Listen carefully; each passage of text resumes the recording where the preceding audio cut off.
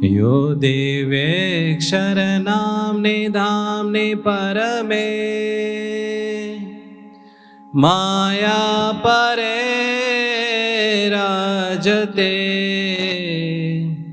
शेष ब्रह्म शिरोमुनि प्रभृतिभिर् गीतोऽस्त्युदारश्रवा सर्वज्ञ पुरुषोत्तमोऽक्षर परा सर्वेश्वराधीश्वर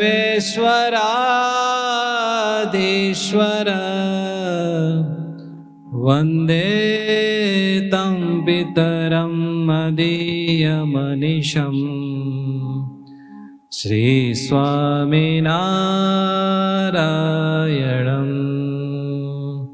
ओम श्री पूर्ण पुरुषोत्तमाय नमो नमः। ओम श्री घनश्यामाय नीलकंठवर्णिराजाय नमो नमः। ओम श्री सहजानंद स्वामिने नमो नमः। ओम अवतारिणे श्री स्वामिनारायण भगवते नमो नमः। निज मंदिर में विराजमान वाला वाला भगवान स्वामीनारायण तथा स्वामीनारायण मंदिर वरियाव सर्वोपरि धाम में रहीने प्रभुनु भजन करनारा पूज्य संतो गुणसागर स्वामी चिदाकाश स्वामी वगैरह संतो तथा आप सर्वे भक्तों ने भाव थी जय स्वामीनारायण। बधा मजा में छो ने? बहुत ठंडी नथी लागी गई ने? ठंडीनी सीजन में भजन सारू थाय। गरमी में बहु घाम थतो होय ने तो भजन करवानी मजा न आवे અને ठंडी बहु लागे ने એટલે આપણે ઓઢીને આમ શાંતિથી બેહવાનું મન થાય। એટલે ભગવાને આ સૃષ્ટિ કેવી બનાવી ખબર છે?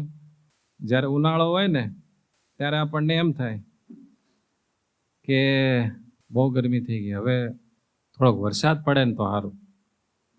જેવો વરસાદ પડે ને 2-3 મહિના, અને હમણાં છેલ્લે છેલ્લે કેવો પડ્યો તો એમ ઝાઝો વરસાદ પડે ને તો પછી એમ થાય કે હવે આ વરસાદ બંધ થાય તો સારું, ક્યાંક બહાર નીકળાય, કાદવ કીચડ થોડોક ઓછો થાય, રોગચાળો થોડોક ઓછો થાય, એવું થાય ને। ચોમાસું લાંબુ ચાલે એટલે ચોમાસામાં કંટાળો આવે, પછી એમ થાય કે ભાદરવા મહિનામાં બહુ બફારો થાય અને તીખો તાપ પડે, ત્યાર પછી એમ થાય કે હવે શિયાળો ધીમે ધીમે શરૂ થાય તો સારું। પછી શિયાળો શરૂ થાય ને બહુ ઠંડી પડે ને એટલે એમ થાય બહુ ઠંડી પડે, થોડુંક માપે થાય તો સારું। એમ આપણે જેવા થાકી રહે ને ત્યાં સિઝન બદલાઈ જાય એટલે આપણને બહુ વાંધો આવે નહીં। એમ ભગવાને આ સૃષ્ટિ છે ને પરિવર્તનશીલ બનાવી છે। આપણને એમ થાય ને કે હવે કેમ થશે કેમ થશે, ત્યાં પરિસ્થિતિ બદલાઈ જાય। એક જણાએ પૂછ્યું કે પૈસામાં સુખ છે કે શેમાં સુખ છે? એમ એક સંતને પૂછ્યું કે પૈસામાં સુખ છે એમ આખી દુનિયા કહે છે, તો ખરેખર પૈસામાં સુખ છે કે ક્યાં સુખ છે? પેલા સંત કે ખરેખર છે ને પૈસામાં સુખ નથી। તો કેમ તમે એમ કહો છો? એ કે બાળકો હોય, બાળકો, કેટલાક બાળકો હોય ને એ ફુગ્ગાને જોઈને ખુશ થાય, કેટલાક બાળકો હોય એ ફુગ્ગાને ખરીદીને ખુશ થાય કે મારી પાસે ફુગ્ગો આવી ગયો, અને કેટલાક બાળકો એવા હોય ફુગ્ગો ફોડીને ખુશ થાય। તો ફુગ્ગામાં સુખ છે નહીં, જુદી જુદી પરિસ્થિતિમાં સુખ છે। એટલે માણસ એમ માને ને કે મારી પાસે આ હોય તો હું સુખી, પણ પરિસ્થિતિ બદલાય તો પાછું એ સુખની વ્યાખ્યા બદલાઈ જાય। પરિસ્થિતિ પ્રમાણે સુખ બદલાણા કરે। પછી સંતે કીધું કે પરિસ્થિતિ પ્રમાણે સુખ ન બદલાય એવું તો એક ભગવાનનું સુખ છે, બાકી બીજા કોઈ પણ સુખ હોય એ બદલાતા વાર લાગે નહીં। આપણને તીખું બહુ ભાવતું હોય, મરચાના ભજીયા ખાવાનું શરૂ કરીએ, 1 પ્લેટ ભજીયા ખાઈ જાય, પછી બહુ તીખું લાગે તો પછી તીખું ખાવાનું મન થાય કે ગળ્યું ખાવાનું મન થાય? ગળ્યું ખાવાનું મન થાય ને। તો તીખું ભાવતું જ હતું, એમાં સુખ આવતું જ હતું, પણ હવે પરિસ્થિતિ બદલાણી, જીભ બળવા મળી, પરસેવો થવા મળ્યો અને લાઈ લાગી, હવે કંઈક ઠંડક મળે, એ મળે તો આમ શાંતિ થાય, ઠંડક જેવું. એટલે આ લોકમાં ભગવાને સૃષ્ટિ એવી પરિવર્તનશીલ બનાવી છે, એટલે આપણને બહુ વાંધો આવે નહીં. ધીરે ધીરે કરતા છે ને બધા પાછા જીવનના બદલાતા જાય, એટલે જૂનું બધું ભૂલાતું જાય. જો ભગવાનની બધી વ્યવસ્થા ન કરી હોય ને તો માણસ ગાંડો થઈ જાઓ.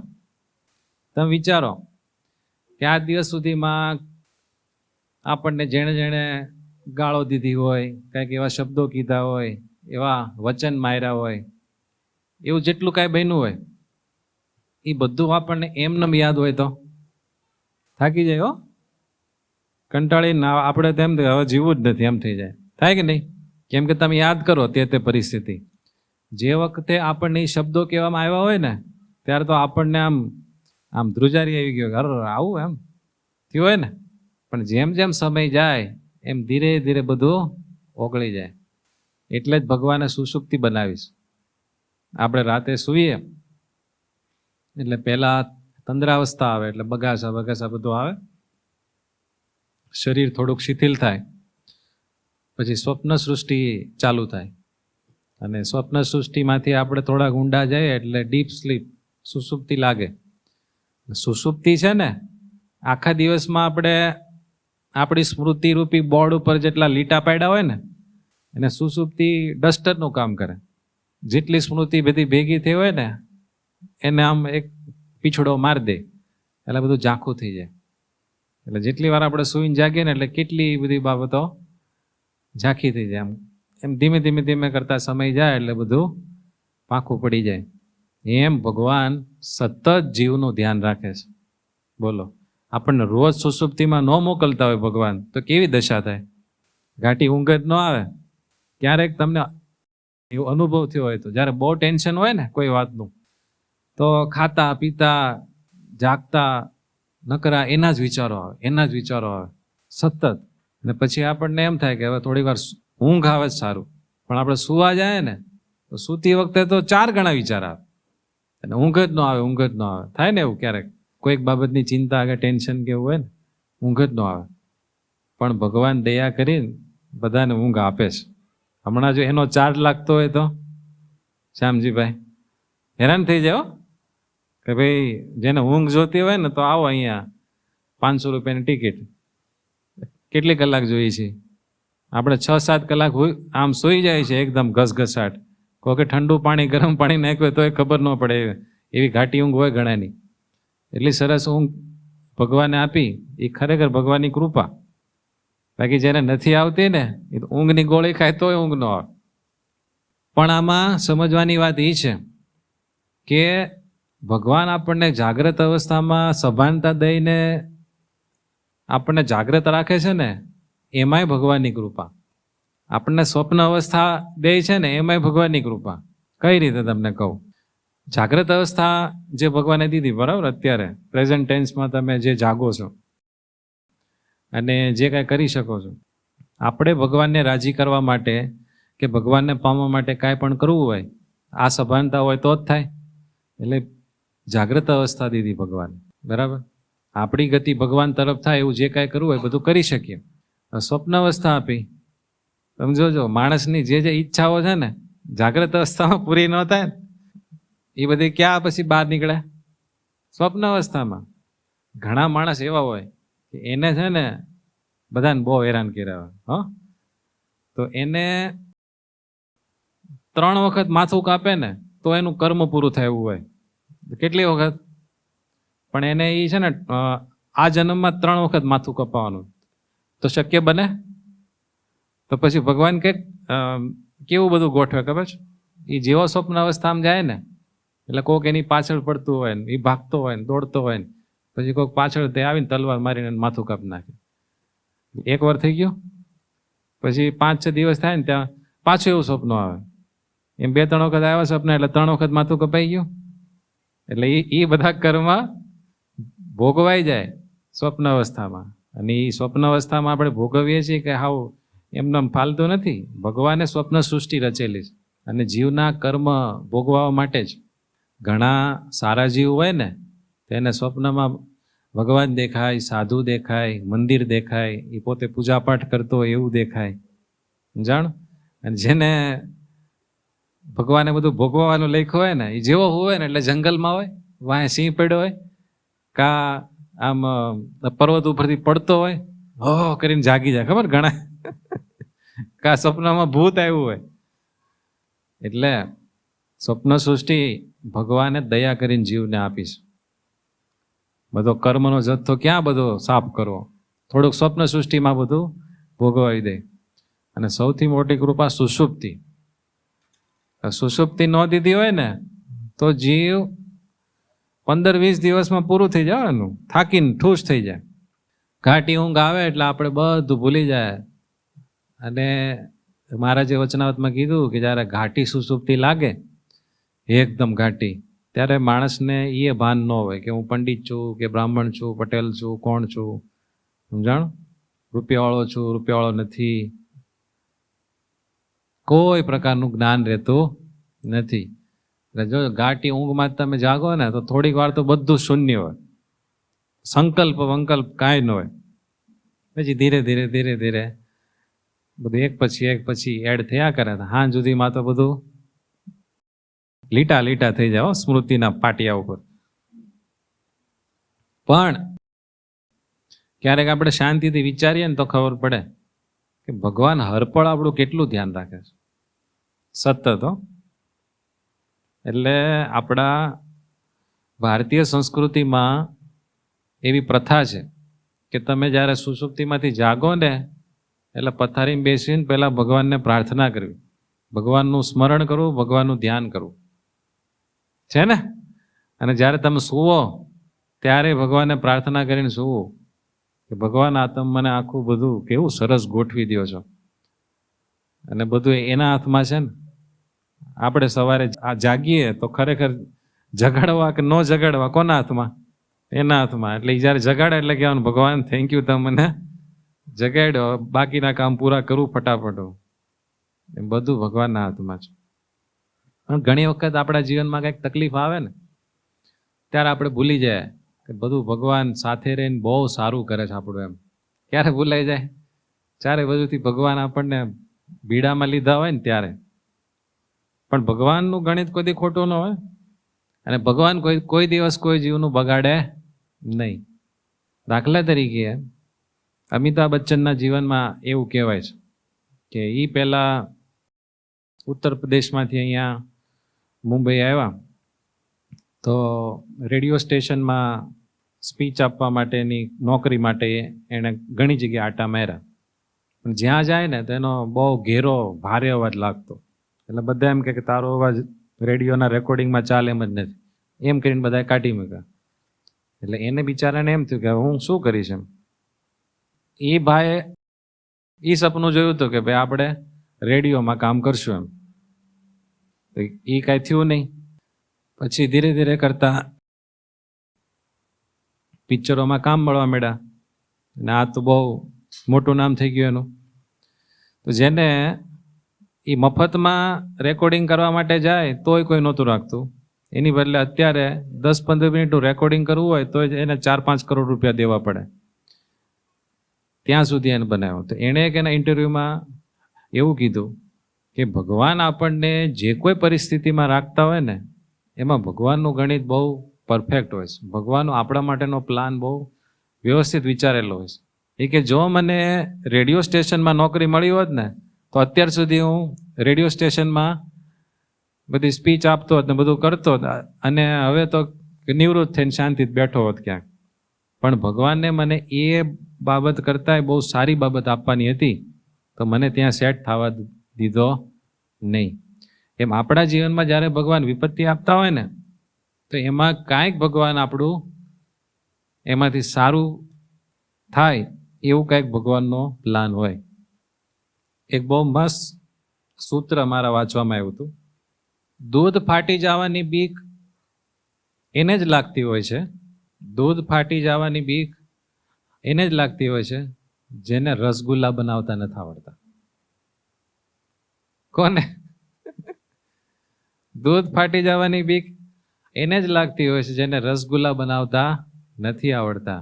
એમ વિપત્તિની બીક એને જ લાગતી હોય છે કે જેને ખબર નથી હોતી કે વિપત્તિ એક દરવાજો બંધ કરે છે, પણ સામે ભગવાન વિપત્તિની પળોમાં બીજા 10 દરવાજા આપણા માટે ખોલી દે છે. હાવ સાચી વાતો. તમે 40 વર્ષના, 50 વર્ષના, 60 વર્ષના થયા હો, અત્યાર સુધીમાં કેવી વિચિત્ર વિચિત્ર પરિસ્થિતિ આવી હોય. એક સમય બધાને એવું થયું હોય કે હવે શું કરશું, સામે દિવાલ આવી ગઈ હોય કે હવે આનાથી આગળ જઈ શકાય એવું નથી, પણ કાંઈક ભગવાન રસ્તો કાઢી દે કે નહીં. એટલે બંધ દરવાજો દેખાય ને માથા માર ન કરવા, આમ થોડુંક આમ જોઈએ ને એટલે દેખાય જ કે ભગવાને કોઈક રસ્તો ખુલ્લો કર્યો છે.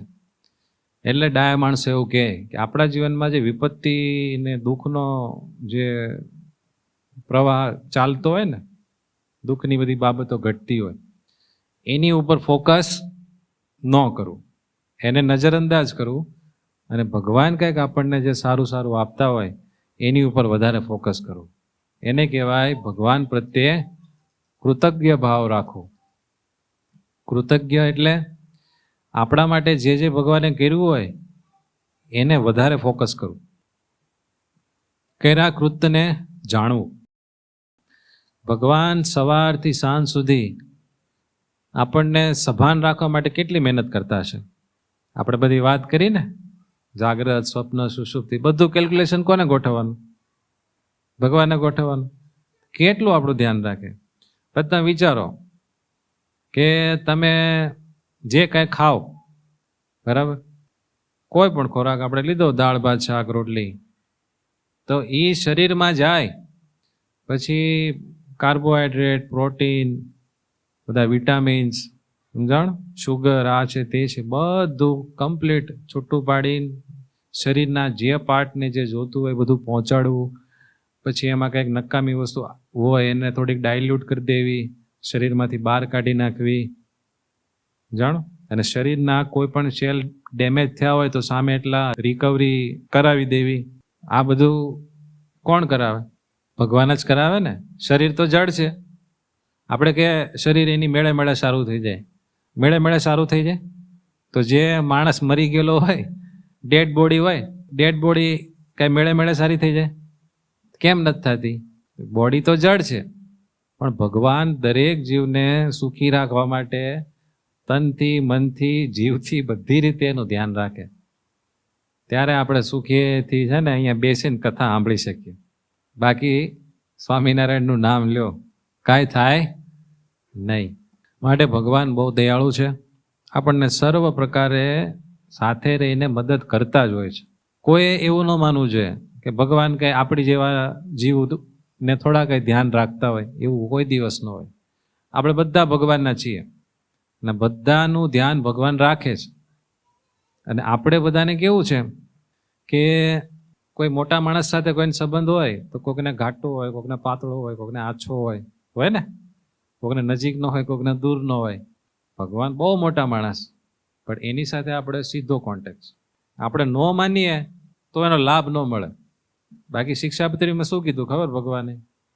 હૃદયે જીવત જીવે યોંતર્યામી તયા સ્થિતા. ભગવાન જીવમાં કેમ રહ્યા છે ખબર છે?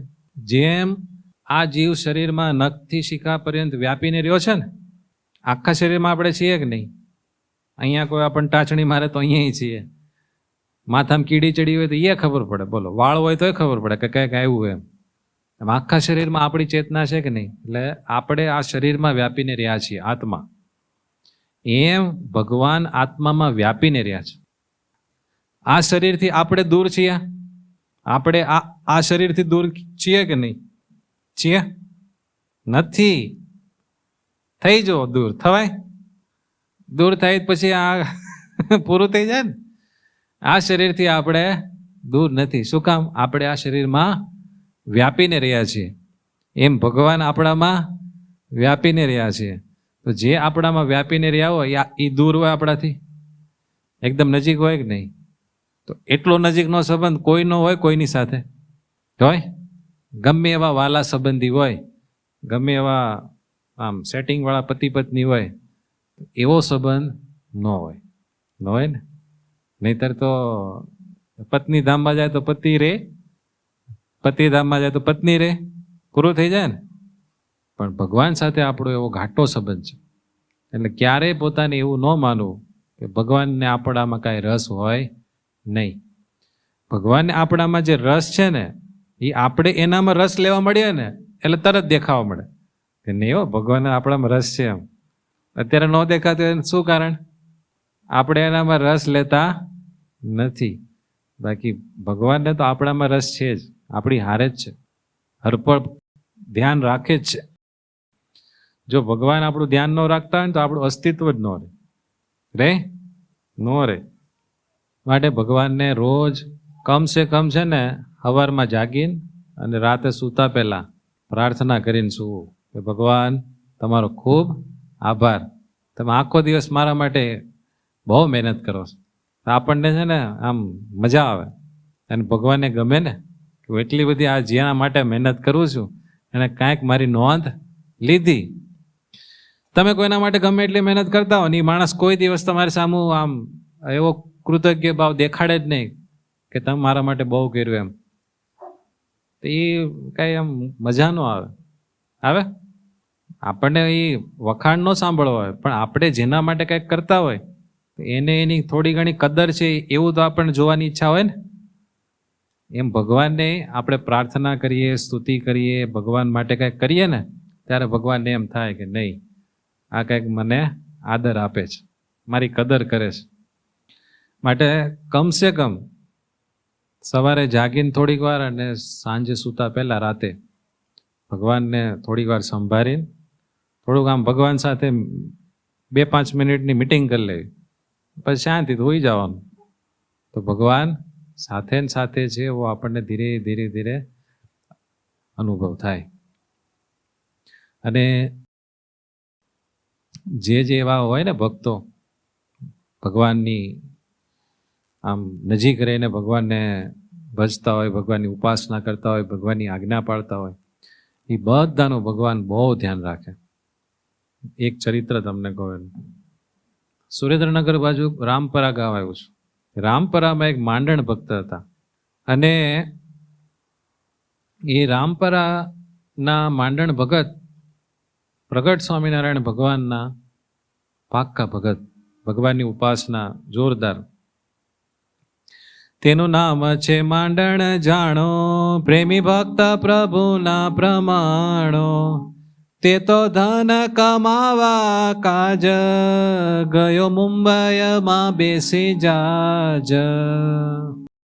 ભગવાનના બહુ પ્રેમી ભગત, રૂપિયા કમાવા માટે અત્યારે નથી જતા બધા, કેનેડા જાય, યુકે જાય, અમેરિકા જાય. શેના માટે જાય? રૂપિયા કમાવા. એમ પહેલા અહીંયાથી રૂપિયા કમાવા માટે ક્યાં જતા? મુંબઈ, કામ સિંધમાં જતા. પણ એ વખતે તો નજીકમાં નજીક મુંબઈ, એટલે વાણમાં બેસીને મુંબઈ જતા હતા. ભગતનું નામ યાદ રહ્યું? માંડણ ભગત. ગામ કયું? રામપરા. આમ બધું થોડુંક યાદ રાખીએ તો પછી કથા સાંભળવાની મજા આવે. જહાજમાં બેસીને મુંબઈ ગયા રૂપિયા કમાવા માટે. ત્યાં ઘણા દિવસ રહ્યા, ખૂબ ધન કમાણા, સારી એવી કમાણી થઈ ગઈ. પછી પોતાના ગામ રામપરા પાછો આવવાનો વિચાર કર્યો. ત્યારે પોતે જે કાંઈ ધન સંપત્તિ કમાણા હતા ને એ બધી લઈને એક સારું જહાજ ગોઈતું કે આમાં જેમાં કાંઈ વાંધો ન આવે ને એવું સરસ મજાનું જહાજ ગોઈતું. અને ભગતે પછી એ જહાજની ટિકિટ લઈને એમાં બેઠા, પોતાનો સરસામાન જે બધું કમાણા હતું એ બધું લઈ લીધું અને ખેવટો એ વહાણ ધીમે ધીમે હાંક્યું. બરોબર જ્યારે વહાણ ચાલતા ચાલતા મધદરિયે પહોંચ્યું મુંબઈથી, ત્યારે અચાનક સમુદ્રમાં ભયંકર તોફાન આવ્યું. ભગવાનના ભગત થાય તો ભગવાન પરીક્ષા તો લે જ. એટલે એ કોઈ દી છે ને એમની એનું ગણિત માંડવાનું, આપણે ભગવાનને માની તોય દુઃખ આવ્યું. દુઃખ તો બધાને આવે, પણ ભગતને ફાયદો એટલો એને એના ભગવાન મૂંઝાવા દે નહીં. તોફાન આવ્યું. હવે મધદરિયે જ્યારે જહાજ હોય ને ત્યારે મોટા મોટા લોટ આવે તોફાનમાં, એટલે જહાજ તો આખું આમથી આમ આમથી આમ થતું હોય, એટલે એવી બીક લાગે, એવી બીક લાગે. અને એમાં ખેવટિયાઓને દિશા ચૂકાઈ ગઈ. આખો આમથી આમ જહાજ ક્યાં કઈ દિશામાં વહી ગયો ને ખબર ન રહી. અને એવું તોફાન, એક મોટું મોજું આવે તો જહાજમાં પાણી આવે, એવું બધું. ખૂબ મૂંઝાણા, કઈ દિશામાં જવું એ કઈ સૂઝ્યું નહીં. એટલે વાહણમાં બેઠેલા બધા ટેન્શનમાં આવી ગયા, બધા બૂમ બરાડા પડવા મળ્યા કે ભાઈ કઈ દિશામાં તમે જહાજ લઈ જાઓ છો? ખેવટિયાઓને કીધું તે કે ભાઈ અત્યારે કાંઈ ખબર નથી કઈ દિશામાં જાય છે, માર્ગ આપણે ભૂલી ગયા છીએ. તો હવે શું કરશું? હવે પોતાના જે દેવ સવ સંભાર જો તત ખેવ, એમ કહે છે તેટલામાં ત્યાંય ષડ ભાંગી ગયો વાહણ માય. ખેવટિયા કે બધા પોતપોતાના ઈષ્ટદેવને સંભાળવા મળો, હવે કાંઈ નક્કી નહીં, હવે ભગવાન જેવો ધણી. હજી આવી વાત થાય છે ને ત્યાં તો પેલા જ કઈ ઓલા નહોતા, આગબોટ નહોતી, એટલે શર્ટથી બધા વાહન ચાલતા. તો શર્ટનો મોટો થાંભલો હોય ને એ બફાંગ દઈને તૂટીને પડ્યો, એનો ભયંકર કડાકો થયો અને સાંભળીને બધા આકુળ વ્યાકુળ થઈ ગયા અને પોતપોતાના ઈષ્ટદેવને સંભાળવા મળ્યા. રામ રામ રામ રામ, કૃષ્ણ કૃષ્ણ કૃષ્ણ, માતાજીને માનતા હોય માતાજીને, બધા જેને જે માનતા હતા બધા એના ઈષ્ટદેવનું નામ લેવા મળ્યા. હવે આ જહાજમાં કોણ હતું? માંડણ ભગત.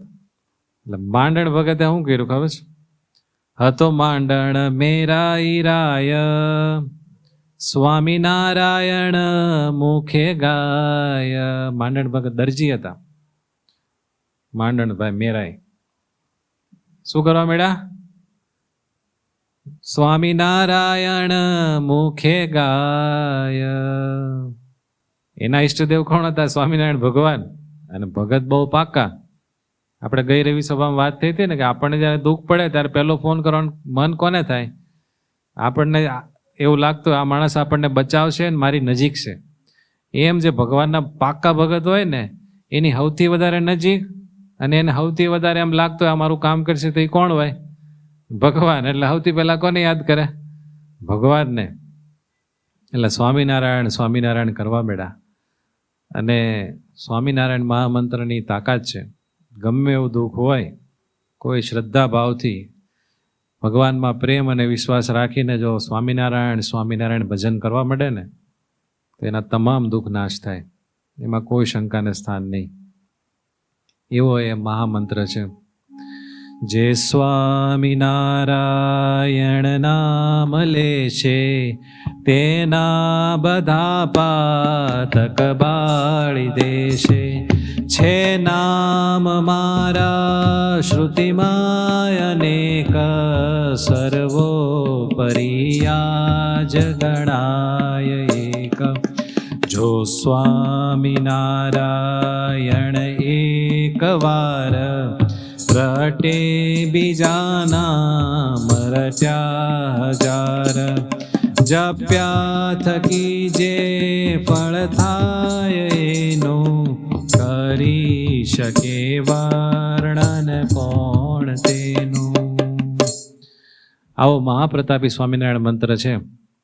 ભગત જપ કરવા મેળા, બહુ જપ કર્યા.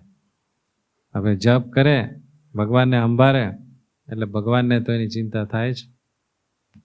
બધા આખી સ્ટીમરમાં બધા મૂંઝાતા હતા. આ ભગત છે ને મૂંઝાતા નહોતા. મૂંઝાવાને બદલે શું કરતા ખબર? ભજન. ચિંતા નહીં કરવાની, પણ ભગવાનનું ચિંતન કરવાનું. તો ભગવાન કાંઈક રસ્તો કાઢે. ચિંતા ચિતા સમાન. તમે ગમે એટલી ચિંતા કરો એમાંથી કાંઈ નીકળે નહીં. આપણે ડિપ્રેશનમાં જઈએ એટલે ચિંતા નહીં કરવાની. આવું જ્યારે થાય ત્યારે ભગવાનને ખૂબ યાદ કરવાના અને ભગવાનને પ્રાર્થના કરવાની, ભગવાન કાંઈક રસ્તો કાઢો. એટલે ભગત જરાય મૂંઝાતા નહોતા. પણ એનેથી આ બધા બૂમ બરાડા પાડે છે, અને કંઈક કહું તો એવા તોફાનમાં ભગત કહે છો, માંડણ ભગત કહે ભક્ત સુણો સહુ જન, કરો પ્રગટ પ્રભુનું ભજન. બીજા પ્રોક્ષ નહીં કરે કાજ, પ્રભુ પ્રગટ આવશે આજ. આજ પ્રગટ ભગવાન સ્વામિનારાયણ છે. તમે એ ભજન કરો, સ્વામિનારાયણ સ્વામિનારાયણ ભજન કરો, તત્કાળ તમારું કામ થાય. આવું કીધું ને એટલે બીજાને બધાને પોતપોતાના જે ઈષ્ટદેવ હોય એ તો વાલા જ હોય, એટલે બધા આ ભગતની વાત સાંભળીને ખીજાણાને કીધું કે શું તમે વાત કરો છો, બીજા બધા દેવ ખોટા છે, તમારા એક સ્વામિનારાયણ કામ કરે, સ્વામિનારાયણ સાચા, એમ કરીને થોડાક બધા ખીજાણા. એટલે ભગતને થયું કે આ તો બધી ઉપાધિ થઈ. પછી બધા ભેગા થઈ ગયા અને ભગત એકલો સ્વામિનારાયણ, બધા દબાવવા માંડ્યા. એટલે ભગતને થયું કે ભાઈ હું તો તમારા ભલા માટે કહું, સ્વામિનારાયણ સ્વામિનારાયણ કરો, તમારું કામ થઈ જાય અને આપણે બધા બચી જશું, બાકી મને જ મારા ભગવાન બચાવવાના જ છે. બધા ભેગા થઈને કે જો આજ આ ડૂબતા વહાણને સ્વામિનારાયણ ભગવાન બચાવે તો તારા સ્વામિનારાયણ ભગવાન હાચા. ભગત કે બચાવશે, જાઓ, એમ કહી દીધું. એટલે ભગતે તો ભજન ચાલુ રાખ્યું. એમ કરતા રાત પહોર થઈ, સૌને જીવવાની આશા ગઈ. તોફાનમાં એક પહોર રાત્રિ વહી ગઈ, 3 કલાક થઈ ગયા, પણ તોફાન કઈ શાંત થયો નહીં. બધાની ધીરજ ખૂટી ગઈ. પણ માંડણ ભક્તને કોઈ ટેન્શન નહીં, શાંતિથી ભજન કરતા હતા. શું કરતા હતા? સ્વામિનારાયણ સ્વામિનારાયણ સ્વામિનારાયણ, કોઈ ટેન્શન નહીં. ત્યારે ભગવાને એક કામ કર્યું. ત્યારે માંડણ ને તે હવારે, જળમાં સ્થળ જણાણું ત્યારે. બરોબર આખું તોફાન ચાલતું હતું અને જહાજ કઈ દિશામાં જાય છે કઈ ખબર નહોતી પડતી. એ વખતે માંડણ ભગતને જળમાં સ્થળ દેખાણું. ખાલી માંડણ ભગતને, બીજા કોઈ નહીં. પાણીની વચ્ચે આમ સપાટ ભૂમિ દેખાણી અને ત્યાં શું દેખાણું? થાય ગાવણું સંત ત્યાં ગાય, જોવા સારું પોતે ત્યાં જાય. જળમાં સ્થળ દેખાણું અને ત્યાં જે જમીન હતી ને ત્યાં બેસીને સંતો ગાવણું કરતા હતા, કીર્તન ભક્તિ કરતા હતા. એવું એને ક્યાં દેખાણું? મધ દરિયા તોફાન વાળા વાતાવરણમાં. હવે ભગવાનનો ભગત હોય સાધુને જોવે, ભગવાનના સાધુને જોવે તો એને હૈયું હાથ રહે. એને થયું કે જે થવું હોય થાય, સંતોના દર્શન તો કરી આવું. જહાજ ઉપરથી ભફાંગ દઈને પડ્યા.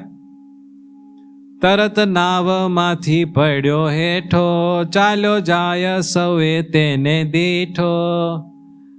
નાવમાંથી પડ્યા, ડૂબવા પડે ને, ડૂબવા નહીં, પાણી ઉપર હાલવા માંડ્યા. અને બધાય જોયું. હવે જળમાં સ્થળ ખાલી ભગતને દેખાતું હતું, બીજા કોઈને દેખાતું નહોતું. એટલે બધાને હા આ તો પાણી ઉપર ચાલે, ક્યાં જાય છે? બધાએ જોયું. કહે છે પરસ્પર સહુવાત, કોણ જળમાં પડ્યો સાક્ષાત. ચાલ્યો જાય જુએ જનવૃંદ, કોણ હશે કહે મંદ. બધાએ જોયું આ ક્યાં ચાલો જાય છે ને આ કોણ હતું? પછી કોકે કીધું ઓલો માંડણ હતો મેરાય. એવું? જનવૃંદ તો દેખે જલધી, ભાળે માંડણ ભૂમિ પ્રસિદ્ધિ. બધાને એમ દેખાય આ તો અગાધ સમુદ્ર છે, પણ માંડણ ભગતની જમીન દેખાતી હતી અને ત્યાં સંતો ગાવણું કરતા હતા. પછી માંડણ ભગત ધીરે ધીરે ધીરે ધીરે ત્યાં ગયા. ચાલી માંડણ ગયો જે વારે, દેવાનંદ સ્વામી દેખ્યા ત્યારે. સ્વામિનારાયણ સંપ્રદાયના અષ્ટકવિ, મોટા મોટા જે 8 કવિ થઈ ગયા, બીજા તો ઘણા બધા હતા જે કાવ્યની રચના કરતા હતા, એવા નંદ સંતો. પણ અષ્ટકવિમાં જેનું નામ આવે એવા દેવાનંદ સ્વામી એને દેખાણા ત્યાં. બોલો, સમુદ્રમાં જ્યાં જમીન દેખાણી ને ત્યાં સ્વામી શું કરતા હતા? નિજ મંડળ લઈ મહંત, કરે ગાવણું તિયા અત્યંત. જોઈ સ્વામીને દંડ પ્રણામ, કીધા માંડણે પ્રીતે અકામ. સ્વામી ત્યાં પોતાના મંડળ સાથે કીર્તન ભક્તિ કરતા હતા. એટલે ભગત તો ત્યાં જઈને શું કર્યું? પહેલા દંડવટ કર્યા. બોલો, એટલી વિકટ પરિસ્થિતિમાં એને બીજું કાંઈ યાદ જ નથી આવતું. ભગવાનને સાધુને જોઈને ગાંડા થઈ જાય જે ખરેખરા ભગત હોય ને. આમાંથી આપણે શીખવાનું કે જ્યારે પણ આપણે મંદિરે આવીએ ત્યારે મંદિરે આવીને ખાલી કેમ છો ભગવાન એમ કરીને નહીં વહી જવાનું. કમસે કમ 5 દંડવટ આપણે કરવા જોઈએ. સાષ્ટાંગ દંડવટ કહેવાય ને, આમ આપણે હાથ ને પગ લાંબા કરીને જે દંડવટ કરીએ એ સાષ્ટાંગ દંડવટ કમસે કમ 5 તો આપણે ભગવાનને રાજી કરવા માટે કરવા જોઈએ. અને આપણા સંપ્રદાયમાં એવી રીતિ છે કે જ્યારે આપણે ઘણા દિવસે સંતોના દર્શન કરીએ ને ત્યારે સંતોને દંડવટ કરવાના હોય. ખ્યાલ આવ્યો? જો આમણે દેવાનંદ સ્વામીના દર્શન ક્યાં કર્યા? સમુદ્રની વચ્ચે ભગવાને જમીન બતાવી ને રાતના ટાઈમમાં, તો ન્યા જઈને પહેલા શું કર્યું? એને દંડવટ કર્યા. એવું કહેવાય કે આપણે જ્યારે ભગવાનને દંડવટ કરીએ ને એટલે આપણે જે બધું ચિંતાનું પોટલું લઈને ફરતા હોય ને એ પોટલું ધપ દઈને ભગવાનના ચરણમાં પડી જાય એટલે ચિંતા એની મેળે ઓછી થઈ જાય. એટલે જ્યારે તમે આવો મંદિરે એટલે ખાલી ભગવાનના દર્શન કરીને બહાર નહીં નીકળી જવાનું. 5 દંડવટ કરવાના, 5 પ્રદક્ષિણા કરવાની અને શાંતિથી 1 મિનિટ ભગવાન સામું જોવાઈને ભક્તિ શિખાપર્યંત ભગવાનને જોવાના અને પછી એ તમારું કામ પૂરું થયું દર્શન. ન કરતા 5 દંડવટ તો બધાએ કમસે કમ કરવાના. અને સંતોને આપણે જ્યારે ઘણા દિવસે મળીએ ત્યારે દંડવટ કરવા જોઈએ. જો આમાં ગ્રંથમાં જ આવ્યું ને. પછી તો માંડણ ભગતને મજા આવી ગઈ. સરસ મજાના કીર્તન વિર્તન બધું થતું હતું. રાતનો સમય હતો. એ રાતના સમયમાં ભગવાને બધી લાઇટિંગ ગોઠવી દીધી હોય તો જ દેખાતું હોય ને ભગતને. બોલો. અને ઓલા જહાજમાંથી કોઈને કાંઈ ખબર ન પડી કે ભગત હાલતો હાલતો ક્યાં વયો ગયો પાણીમાં. ભગત તો સંતો પાસે બેઠા. ત્યારે દેવાનંદ સ્વામી એને બધા સમાચાર પૂછ્યા કે ભાઈ તું અહીંયા ક્યાંથી માંડણ? કે સ્વામી હું તો મુંબઈ કમાવા ગયો હતો. એ તો ખબર તું ગયો તો મુંબઈ, પણ અહીંયા ક્યાં આવ્યો પાછો તું? તો કે આ રીતે બધું શું સ્વામી, મારો બધો માલ સામાન લઈને બધું બેઠો જહાજમાં. મુંબઈથી અમે નીકળ્યા અને 3-4 કલાક પહેલાં મોટું તોફાન આવ્યું અને અમે બરોબર દિશા ભૂલી ગયા છીએ અને હલવાઈ ગયા છીએ અને હવે બીક લાગે છે જહાજ ડૂબશે એમ બધી વાત કરી. પછી સ્વામી કે ચિંતા કરમાં, થોડીક વાર શાંતિથી ભગવાનના કીર્તન સાંભળ. પછી સ્વામીએ કીર્તનો ગાયા. તેને બેઠા બેઠા ત્યાં સાંભળ્યા. પછી થોડીક વાર ધૂન કરી, ધૂન સાંભળી. પછી દેવાનંદ સ્વામી કે હવે અહીંયા નહીં હું બેઠો છો, જહાજમાં જા પાછો. દેવાનંદ સ્વામી રૂપે કોણ હતું? કોણ હતો? ભગવાન હતા. દેવાનંદ સ્વામી નહોતા. દેવાનંદ સ્વામીમાં એને હેત હતું ને એટલે દેવાનંદ સ્વામીના રૂપે ત્યાં દેખાણા. એટલે દેવાનંદ સ્વામીને નિમિત્ત બનાવીને ભગવાન આ બધું કરે ને. એટલે દેવાનંદ સ્વામી કહે કે કેમ બેઠો છો? ઘણી વાર થઈ ગઈ, જહાજમાં જા. ત્યારે માંડણ ભગત કહે સ્વામી હું ક્યાં જાઉં? જહાજ તો ભૂલું પડ્યું છે અને જહાજમાં તો જઈને પાછું મારે મરવાનું જ ને. પણ સ્વામી એટલી બધી મહેનત કરી, મુંબઈ જઈને બધું રૂપિયા કમાણો અને એ બધું એમાં છે, જહાજ ડૂબશે તો મારી 2-4 વર્ષની જે બધી મહેનત છે પાણીમાં જાય. સ્વામી કરો ને. સ્વામી કે વાંધો નહીં, તેની ચિંતા ન રાખી શકાય, વાહણ નહીં બુડે જળમાય. શું કીધું? ચિંતા કરમાં વાહણ નહીં ડૂબે. તારી રક્ષા તે કરવા કાજ મોકલ્યા મને મહારાજ. તારી રક્ષા કરવા માટે જ અમને મોકલ્યા, નહીં તો સર્વેનો આવ્યો તો કાળ, તરસે તારા સારું તત્કાળ. બધાનો કાળ આવ્યો તો પણ તું એક ભગવાનનો ભગત છો એટલે તારે લઈને આખું જહાજ બચશે. એક વખત છે ને 100 માણસો આમ ક્યાંક યાત્રા કરવા ગયા પહાડી વિસ્તારમાં અને બરોબરનો વરસાદ આવ્યો અને વીજળી પડવા માંડી. હવે વીજળી હાવ નજીક પડે તમે ક્યારે જોઈશ? બહુ જોરદાર કડાકો થાય અને બીક લાગે. હવે વરસાદ આવતો હતો ને એટલે આ લોકો મોટા ઝાડવા નીચે બધા હોય જણા ગોઠવાઈ ગયા અને એ લોકો જોવે ને એમ સામેના ઝાડ ઉપર વીજળી પડી એટલે આ લોકોને બીક લાગી. બાજુના ઝાડ ઉપર પડી, આ બાજુ પડી, એમ 4-5 જગ્યાએ એની સામે જ બધા ઝાડવા ઉપર વીજળી પડતી હતી.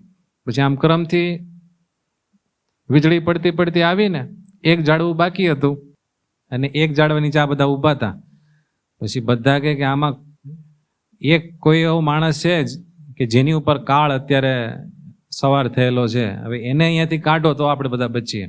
બે જ ઝાડવા રહ્યા હતા, બધાએ વિચાર્યું કે વારાપતિ મોકલી, જેને મરવાનું હશે એ ભાઈને માથે વીજળી પડશે, તો બધા વારાપતિ મોકલવા મળ્યા. એમ કરતા કરતા કરતા કરતા 99 જણા જે ઝાડ નીચે હતા ત્યાં થઈ ગયા. પછી છેલ્લે જે હતો ને એ ભગવાનનો ભગત હતો. બધાએ કીધું કે તું જ આમાં કારણ લાગે, તારી ઉપર જ વીજળી પડવાની લાગે. એટલે એ ભગવાનનો ભગત જેવો ઓલા સામેના ઝાડ પાસે ગયો ને, એટલે આ ઝાડની માથે જોરદાર ધડાંગ દઈને વીજળી પડી અને 99 જણા મરી ગયા. સમજાણું?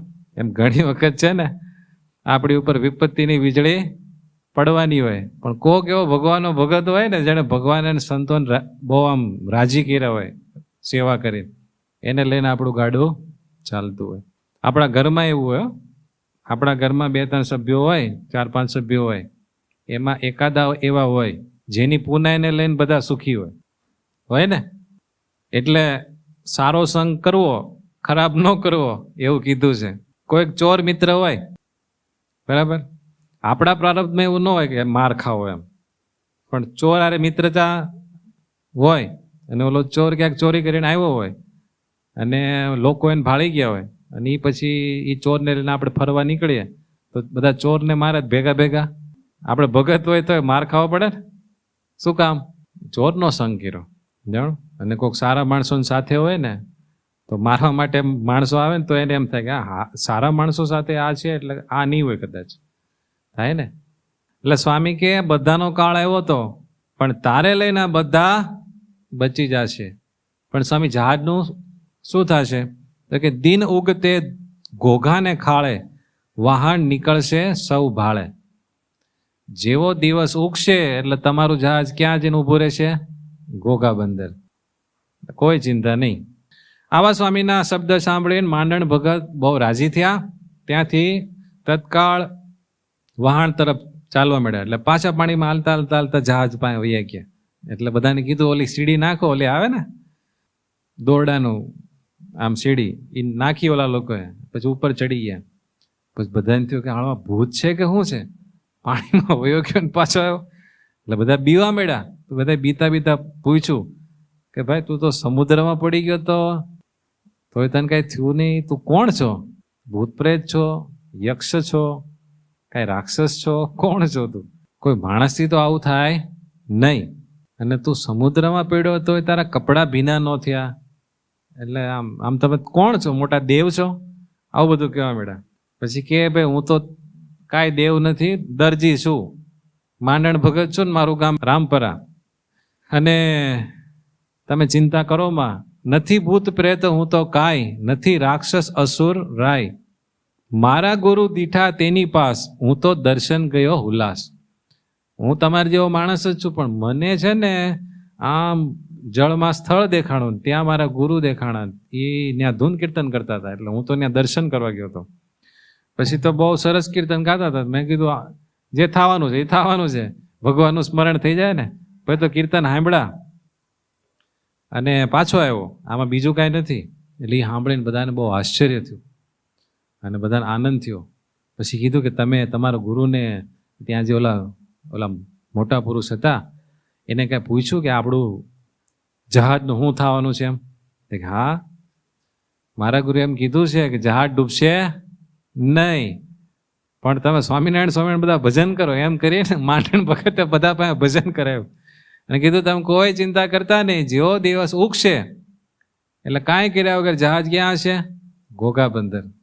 અને ત્યાં આપણને શાંતિથી બધું જહાજ લાંગરવાનું બધું થઈ જશે, કોઈ ચિંતા કરો માં. સોણી રાજી થયા નર નારી, તારા સાચા ગુરુ સુખકારી. પછી હાકી મૂક્યો ત્યાંથી વાણ, જાણો સાચા પ્રગટ પ્રમાણ. દિન ઉગતા ઘોઘાને ખાળે, વાણ આવ્યું સાજુ જન ભાળે. કાંઈ વાણ ને થયું ને, ક્યાં પહોંચી ગયો? ઘોઘા બંદર. સવે સાચા જાણ્યા સુખ કંદ, સુખદાયક સહજાનંદ.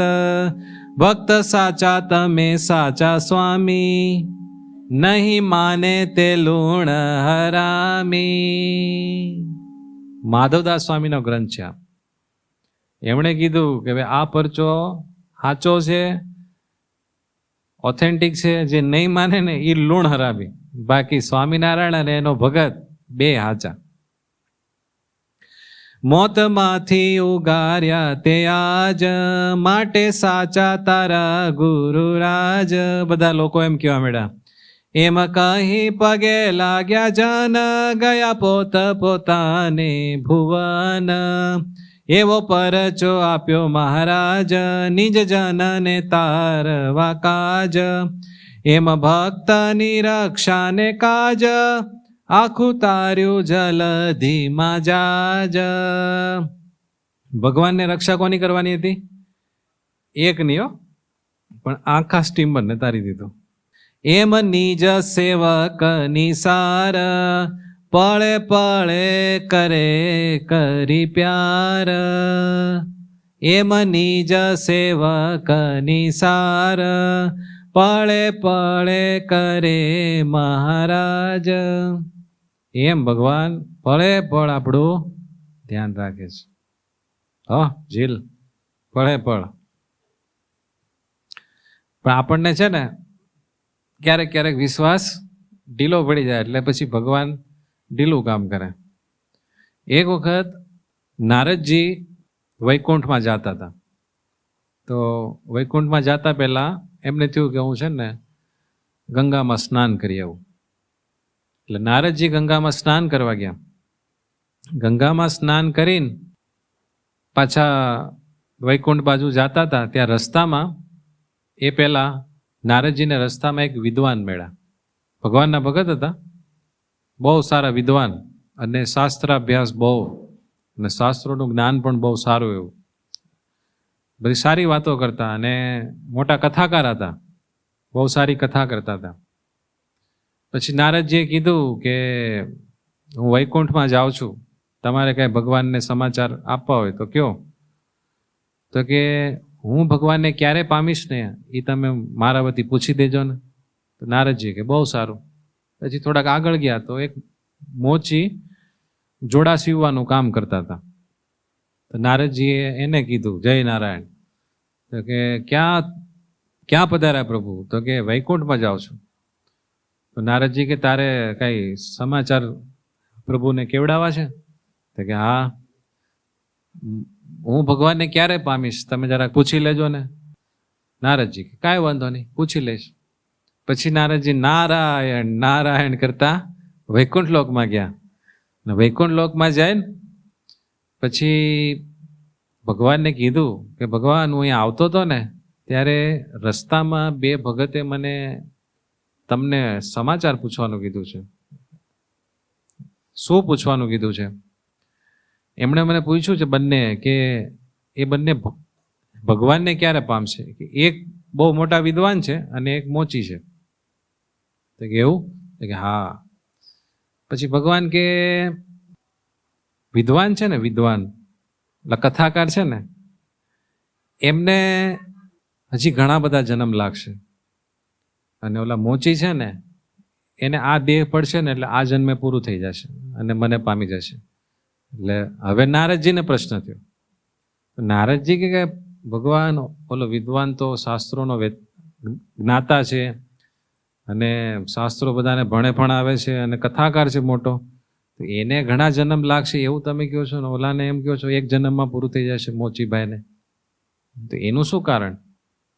ભગવાન કે એ જવાબ હું તમને અહીંયા નહીં આપું. તો કોણ આપશે મને જવાબ? એ કે તમને એ જવાબ મળી જશે.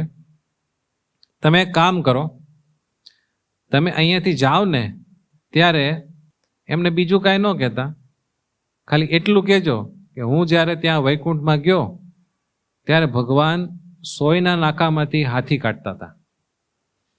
ભગવાન શું કરતા હતા? સોયના નાકામાંથી હાથી કાઢતા. એટલી વાત કરજો એટલે તમને જવાબ મળી જશે. નારદજીને થયું કે આ બધું શું પાછું ભગવાને કર્યું. નારદજી પાછા વૈકુંઠમાં ભગવાનના દર્શન કરીને નારાયણ નારાયણ કરતા પૃથ્વી લોકમાં આવ્યા. અને બરોબર ઓલા વિદ્વાન જ્યાં રહેતા હતા મોટા આશ્રમમાં, ત્યાં ગયા અને બધા જાજા શિષ્યો બધા પાઠ લેવા આવે, બધા ભણે અને મોટા કથાકાર તો હતા જ, એટલે બધા માણસો એને માને. એટલે નારદજી ગયા એટલે તરત સારું આસન નાખી દીધું. પછી નારદજી બેઠા. પછી વિદ્વાન કે નારદજી તમે વૈકુંઠમાં જઈ આવ્યા હતા? કે હા. નારદજી કે હું વૈકુંઠમાં જ્યારે ગયો ને ત્યારે એક આશ્ચર્ય જોયું. મેં કે શું જોયું તમે? કે ભગવાન સોયના નાખામાંથી હાથી કાઢતા હતા. ઓલા વિદ્વાન કે તમે હું તોડા મારો સામનો? સોયના નાકામાંથી કોઈથી હાથી નીકળે? એ વાત બંધ, બુદ્ધિમાં જ ન બેસે. બુદ્ધિમાં બેસે એવી કંઈક વાત હોય તમે કયો ઠીક છે, આ કઈ તર્કમાં જ નથી બેસતું. નારદજી કે પણ ના, સાચું કહું છું. તો કે ના ના, એ બીજી કંઈક વાત કરો, શાસ્ત્રની વાત કરો. એટલે નારદજી થોડીક વાર બેસીને પછી ત્યાંથી નીકળી ગયા. પછી નારદજીને થયું કે ભગવાને કીધું તું ધીમે ધીમે સમજાતું જાય છે. પછી ગયા ઓલા મોચી પાસે. પછી ઓલા મોચી ભાઈએ જોઈને એને દંડવત પ્રણામ કરીને નારદજીને કીધું કે તમે પ્રભુના દર્શન કરી આવ્યા? તો કે હા. તો કે પ્રભુ શું કરતા હતા? કે હું જ્યારે ત્યાં વૈકુંઠમાં ગયો ને ત્યારે પ્રભુ સોયના નાકામાંથી હાથી કાઢતા હતા. હા, ભગવાનની લીલા. ભગવાન તો જે ધારે તે કરે, પણ સોયના નાકામાંથી હાથી કઈ રીતે નીકળે? એ નારદજી, તમને નથી ખબર પડતી કે જો હું આ વડલાના ઝાડ નીચે બેઠો છું ને, આ વડલાનું ઝાડ છે, એનું એક ટેટું હોય એમાં એને કેટલા બધા બિયા હોય? એ બિયું કેટલું નાનું એવું હોય? તો કે એ બિયામાંથી અવળો મોટો વડ જે કાઢી શકતા હોય એ સોયના નાકામાંથી હાથી ન કાઢી શકે. કેવી વાત કરો તમે? એટલે કે તમને ખબર છે આ જો અંતરિક્ષમાં કેટલા બધા તારાઓ છે, એ બધાને કોણે પકડી રાખ્યા છે? કે આવા તો અનંત આશ્ચર્યના કરનારા ભગવાન છે, માટે ભગવાનથી શું ન થાય? એટલે ભગવાન તો બધું કરે. પછી નારદજીની ટ્યુબલાઇટ થઈ ગઈ કે ભગવાને જે કીધું હતું એ પરફેક્ટ. મોચીબાઈનું કલ્યાણ આને આ જન્મે થશે અને ઓલાને હજી વાર લાગશે. શું કામ? બે ભગવાનને તો માનતા હતા, પણ ભગવાનનો વિશ્વાસ આને હતો, ઓલા નહોતો. એમ આપણે બધા ભગવાનને તો માનીએ છીએ, પણ જોઈએ એવો ભગવાનનો વિશ્વાસ નથી. જાણો, અને જો એવો વિશ્વાસ હોય ને તો ભગવાન ડગલે ને પગલે આપણી રક્ષા કરે જ. એકવાર બે ઊંચી બિલ્ડિંગો હતી ને, તો એ બે બિલ્ડિંગોની વચ્ચે ઓલી એકદમ ટાઈટ દોરી બાંધીને એક ખેલનો કરનારો હોય ને, ઓલો શું કહેવાય આને, નટવો, એ દોરી ઉપર ચાલીને બધા ખેલ કરતો હતો. બે ઊંચી બિલ્ડિંગ અને એની ઉપર દોરડું બાંધેલું ટાઈટ, અને ઓલો આમ ચાલીને આમ જાય ને આમ આવે, એટલે બધા તાળીઓ પાડે ને બધાને બહુ આશ્ચર્ય થાય. એમ બધા ખેલ કરતા કરતા કરતા એણે એક ખતરનાક ખેલ કર્યો. એણે શું કર્યું? પોતાના નાના બાળકને, આ છોકરા જોડે હશે નાનો બાળક, એ નાના બાળકને ખભે બેસાડ્યો અને હાથમાં ઓલું બેલેન્સ રાખવા માટે લાકડું લીધું અને એ દોરી ઉપર ચાલવા માંડ્યો. એટલે થોડીક વાર તો બધાને શ્વાસ રોકાઈ જાય એવું બીક તો લાગે ને. છોકરું ખભા ઉપર હોય ને બેલેન્સ રાખવું, છોકરાને બીક લાગે ને, આમ આમ થાય તોય પડે, પણ તોય એ આમથી આમ એક રાઉન્ડ મારીને ધીમે ધીમે ધીમે કરતો છેડે પહોંચી ગયો. એટલે તરત જ બધાએ જોરદાર તાળી પાડી અને બધા બહુ ખુશ થઈ ગયા. અને બધા કહેવા માંડ્યા કે શું તમારો ખેલ છે, તમારે તો બહુ સારું. એમ એ ઘણા દિવસથી ત્યાં ખેલ કરતો હતો. એના દીકરાને અને પોતાને જાનના જોખમે રાખીને ખેલ કરે અને બધા ખુશ થઈને જે કાંઈ પૈસા દેતા હોય એ બધું ચાલતું હતું. એમાં એક દિવસ એણે ખેલ કર્યો પાછો, અને દર વખતે જેમ પૂરો કરતો હતો ને એમ જ પૂરો કર્યો. પછી બધાએ બહુ તાળીઓ પાડી. બધા ઉછળીને બધા તાળીઓ પાડવા માંડ્યા ને સીટીઓ મારે ને. પછી એનો એ ખેલ જોઈને બધા એના ઉપર બહુ ખુશ થયેલા ને, તો બધા એની યાર ફોટો પડાવે, આ કરે તે કરે, અને કહે કે આ કામ તમારાથી જ થાય, તમારા સિવાય આવું કામ કોઈથી થાય નહીં. ત્યારે ઓલો જે નટવો હતો ને એણે એવું કીધું કે આ હું ઘણા દિવસથી આ કામ કરું છું, તો તમને શું લાગે છે, હું આજે પાછું ફરી વખત કરી શકું? તો કે હા, તમે 100% કરી શકો. એ કે તમને મારા ઉપર પૂરો વિશ્વાસ છે? કે પૂરો વિશ્વાસ છે. હા હા, થાય જ તમારાથી, એમાં કોઈ શંકાને સ્થાન નહીં. એટલે પાછું પૂછ્યું, શું તમને મારા પર પૂરો વિશ્વાસ છે કે મારાથી થઈ જ શકશે? કે હા હા, અમે રોજ જોઈએ જ છે ને, તમારાથી થાય જ, કોઈ ચિંતા નહીં. કે પૂરો વિશ્વાસ છે? તો કે હા. તો કે એક કામ કરો, તમારો દીકરો છે ને એ મને આપો, હું એને ખભા પર બેસાડીને હવે ખેલ કરું. તો લગે એ મારો દીકરો ન આપું. તો કે કેમ? તો કે કઈ થયું હોય તો. પણ કે ન થાય ને, તમે ન કીધું તમને મારો વિશ્વાસ છે? મારો વિશ્વાસ છે, તમારો છોકરો થોડો પડે મારા ખભા ઉપરથી. કે ના ના, એ નહીં. તો તમે કહેતા હતા ને મારો વિશ્વાસ છે એમ.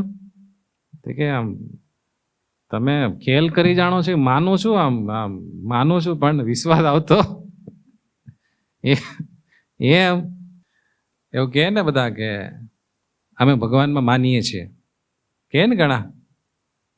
એમ ઘણી વખત આપણે ભગવાનમાં માનતા હોઈએ પણ ભગવાનનો વિશ્વાસ ન હોય. ભગવાનમાં બિલીવ કરતા હોય પણ ભગવાનનો ટ્રસ્ટ હોય નહીં. પણ જ્યારે ટ્રસ્ટ થાય, ભગવાનનો સંપૂર્ણ ભરોસો વિશ્વાસ આવે, તો પછી બીક લાગે નહીં. થાય ને એવું નટવા જેવું થાય. એ આપણને કે તમારો છોકરો આપો, તો પછી બીક લાગે. એમ ભગવાન આપણું કોઈ દિવસ બગાડે નહીં. એવો જ્યારે ભગવાનનો ભરોસો અને વિશ્વાસ થાય ને, પછી વિપત્તિના દોરડા ઉપર ચાલવાનું થાય તો આપણને બીક લાગે નહીં. નહીતર આપણને કે ને ભગવાન કે તું ચિંતા કરમાં, તું મારા ખભે બેસી જા, હું તને એમાંથી પાર કરી દઈશ. પણ આપણને એમ થાય કે નહીં, કાંઈક પછી થયું હોય તો. ભગવાન કે વિશ્વાસ મૂક્યા વગર તો થાય નહીં. અને આપણી કઠણાઈ કેવી, જીવનમાં વિશ્વાસ મૂક્યા વગર એક કામ થાય. આપણે બસમાં બેસીને ગામડે જવું હોય તો લો ડ્રાઈવર દારૂ પીવે છે કે નથી પીતો, એને કાલે ઊંઘ પૂરી થઈ ગઈ કે નથી થઈ, આપણે કાંઈ ચેક કરવા જઈએ છીએ? વિશ્વાસ મૂકી દઈએ છીએ ને અને બેસી જઈએ. આપણે બેંકમાં રૂપિયા મૂકવા ગયા, પછી કાલે આ બેંક લૂંટાઈ જવાની છે કે બેંકે ટોપી ફેરવે છે ને, આમાં ક્યાં કાંઈ બધું થતું જ હોય ને. તો આ બેંકમાં રૂપિયા આપણે મૂકી જ છીએ, બધું કરીએ જ છીએ. પછી અત્યારના સમયમાં કોની હારે ધંધો કરવો એ બહુ મોટો પ્રશ્ન છે. તો ધંધો કર્યા વગર હાલતું નથી, વિશ્વાસ મૂકવો જ પડે છે. મૂકી જ છે ને. અને બીજો મોટો વિશ્વાસ આપણે નથી મૂકતા. લારીએ ગમે ને ખાઈ લઈ છે, એમાં ઝેર નાખેલું છે, વાયરસ ભેળવેલા છે, એ ક્યાં આપણે ચેક કરવા જઈએ છીએ? આપણે કેટલો વિશ્વાસ રાખીએ છીએ? એટલો વિશ્વાસ આપણે ભગવાનનો રહેતો નથી. લારી વાળાનો સૌથી વધારે રહે ને વિશ્વાસ. પાણીપુરી ખાવા જઈએ તો આપણને ખબર પડે કે પાણીપુરીમાં ઓલું પાણી છે એમાં જીવાત છે કે નથી, ઓલો સંડાસ છે ને હાથ ધોયેલા છે કે નથી. ખાઈ જાય ને તો બધું ચોખ્ખું જ હોય ને, એમ વિશ્વાસ હોય. પણ ભગવાનની બાબત હોય ને ત્યાં આપણે 5 તર્ક કરી કે પછી આમ થાય તો આમ કરી તો ફલાણું કરી તો આમ થશે, તો આમ કરી તો પછી આમ થાય તો. ત્યાં 73 મણનો તો આવે, પણ બીજે ક્યાંય વચમાં આવે નહીં. અને ભગવાન અને આપણી વચ્ચે એ જ પ્રશ્ન છે. ભગવાન કહે કે તું મારા ઉપર વિશ્વાસ મૂકીને જો તો હું તારા બધા કામ કરું. તો આપણે શું કહી ખબર, તમે પહેલા મારું કામ કરી દો પછી હું વિશ્વાસ મૂકું. ભગવાન કાંઈ એમ કાંઈ ભોળા નથી હો. ભોળાના ભગવાન છે પણ ભોળા ભગવાન નથી. આપણે ભોળા હોય ને તો ભગવાન આપણને છેતરાવા ન દે, એના ભગત હોય તો.